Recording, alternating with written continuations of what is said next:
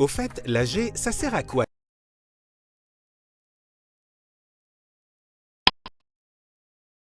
Je me suis rendu à l'Assemblée Générale de ma copropriété. L'AG, c'est un moment clé dans la vie de toutes les copros. C'est là que les copropriétaires prennent ensemble les décisions importantes pour la copropriété, notamment en ce qui concerne l'entretien et l'amélioration de l'immeuble. Et ce n'est pas une mince affaire parce qu'il y a beaucoup de formalités à respecter. Au fait, l'AG, ça sert à quoi exactement? À valider les comptes, les dépenses et les budgets, à désigner un syndic, à prendre toutes les décisions liées à l'organisation, à la gestion et aux travaux dans la copro. L'AG doit obligatoirement avoir lieu au moins une fois par an dans les 6 mois suivant la clôture des comptes annuels et dans la commune de la copro, sauf si l'AG désigne un autre lieu. Avant le jour J, il y a 2 ou 3 choses à préparer. D'abord, en collaboration avec le conseil syndical, le syndic élabore l'ordre du jour, c'est-à-dire la liste des points qui feront l'objet d'un vote ou d'une discussion en séance, en fonction des projets de travaux et des problèmes qui ont pu survenir dans la copro. Sachez que tout copropriétaire peut demander à faire figurer un point à l'ordre du jour. La demande doit être envoyée par courrier recommandé au syndic avant l'envoi des convocations.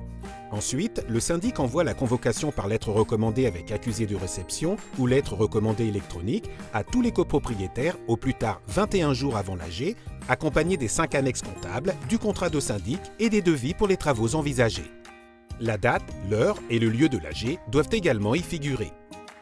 Le jour J, voici comment se déroule l'AG. Chaque copropriétaire émarge la feuille de présence.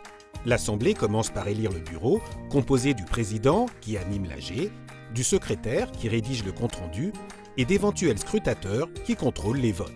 Ensuite, les pouvoirs des absents sont remis au président de séance pour distribution et signature.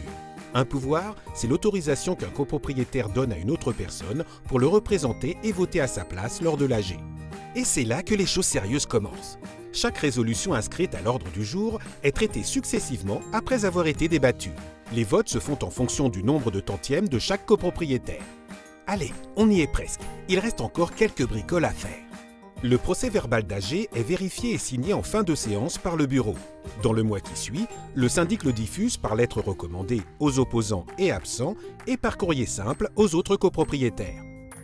Et si on n'est pas d'accord avec une décision prise lors de l'AG?